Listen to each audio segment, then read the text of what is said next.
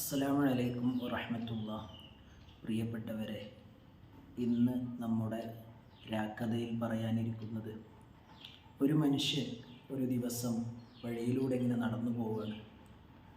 ആ സമയത്ത് ആ വഴിയിൽ ഒരു കടലാസ് കഷ്ണം കാണുകയാണ്. കടലാസ് കഷ്ണം കണ്ടപ്പോൾ ആ മനുഷ്യനെ സംബന്ധിച്ചിടത്തോളം ജീവിതത്തിൽ വലിയ അമലുകളൊന്നും ചെയ്യാതെ തൻ്റെ ജീവിത സമയത്ത് തെറ്റുകളിലായി ജീവിച്ചുകൊണ്ടിരിക്കുന്ന ഒരു മനുഷ്യനാണ്. അങ്ങനെ പറയാൻ പറ്റുമോ എന്ന് എനിക്കറിയില്ല. പക്ഷേ ആദ്യകാലത്തെ സൂചിപ്പിക്കാൻ വേണ്ടി ഞാൻ ഓർമ്മപ്പെടുത്തിയെന്ന് മാത്രം. വലിയ തെറ്റുകളുമായി നടക്കുന്ന ഒരു മനുഷ്യനാണ്. പക്ഷേ ഇങ്ങനെ വഴിയിലൂടെ നടന്നു പോകുമ്പോൾ അവിടെയുണ്ട് ഒരു ചെറിയ കടലാസ് കഷ്ണം കിടക്കുന്നുണ്ട്. അതെടുത്തു ആ മനുഷ്യൻ നോക്കിയപ്പോൾ അതിൽ അള്ളാഹുവിൻ്റെ നാമം കാണുന്നുണ്ട്. ഉടനെ ആ മനുഷ്യന് പെട്ടെന്ന് തന്നെ ബോധോദയമുണ്ടായി. എൻ്റെ റബ്ബിൻ്റെ നാമമാണല്ലോ അത്. വഴിയിലൂടെ ആളുകൾ ചവിട്ടി നടക്കുന്നത്, അതിൽ ചളി പുരണ്ടിട്ടുണ്ട്. അങ്ങനെ കിടക്കുന്ന ഒരു കടലാസ് കഷ്ണം. ഉടനെ ആ മനുഷ്യൻ ആ കടലാസ് കഷ്ണം എടുത്ത് അത് വൃത്തിയാക്കുകയാണ്. മഹാനവറുകൾ ആ മനുഷ്യൻ പിന്നീട് വലിയ മഹാനായി തീർന്നിട്ടുണ്ട്. ആ മനുഷ്യൻ തൻ്റെ കയ്യിൽ ഒരു ദിർഹമുണ്ട്. ആകെ ഒരു ദിർഹമേ ഉള്ളൂ.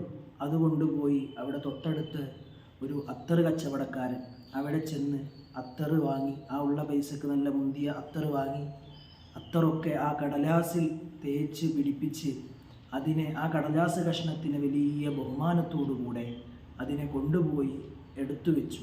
കാരണം ആ മനുഷ്യൻ്റെ ചിന്തയിലുള്ളത്, അത് എൻ്റെ റബ്ബിൻ്റെ നാമമുള്ളതാണല്ലോ ആ കടലാസ് കഷ്ണം, അതിനെ ബഹുമാനിക്കണമല്ലോ എന്ന നിലക്ക് ആ മനുഷ്യൻ ആ കടലാസ് കഷ്ണവുമായി പോയി അത് നേരെ ഭദ്രമായി എടുത്തു വെക്കുകയാണ്. അങ്ങനെ ആ മനുഷ്യൻ അന്ന് രാത്രി കിടന്നുറങ്ങുന്ന സമയത്ത് ഒരു അശരീരി കേൾക്കുന്നു.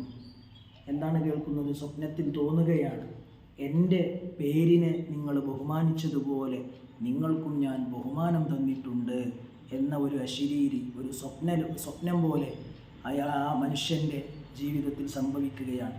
പ്രിയപ്പെട്ടവരെ, ആ മനുഷ്യനാണ് പിന്നീട് നമ്മൾ ചരിത്രങ്ങളിലൊക്കെ ചരിത്ര പുരുഷനായി വാഴ്ത്തപ്പെട്ടുകൊണ്ടിരിക്കുന്ന ബഹുമാനപ്പെട്ട ബിശ്റുൽ ഹാഫി റളിയല്ലാഹു അൻഹു. മഹാനവറുകളുടെ ചരിത്രങ്ങളിൽ ഒരുപാട് നമുക്ക് കാണാൻ കഴിയും. മഹാനവറുകൾ പിന്നീട് വലിയ ഔലിയാക്കളുടെ ഉന്നതമായ സ്ഥാനത്തേക്ക് ഉയർന്നു. എന്താണ് അതിനുള്ള കാരണം? ഒരു ബഹുമാനം കൊടുക്കേണ്ട സമയത്ത് കൊടുക്കേണ്ട സാധനത്തിന് ഒരു ബഹുമാനം കൊടുത്തത് കൊണ്ടാണ്. അതുകൊണ്ട് പ്രിയപ്പെട്ടവരെ, നമ്മളൊക്കെ ബഹുമാനിക്കേണ്ടതിനെ ബഹുമാനിക്കണം.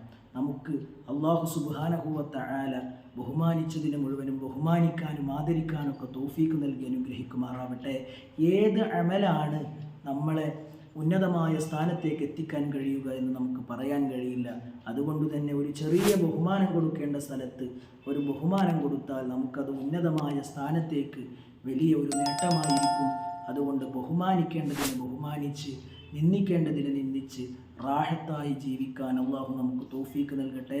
അസ്സലാമു അലൈക്കും വറഹ്മത്തുള്ളാഹി.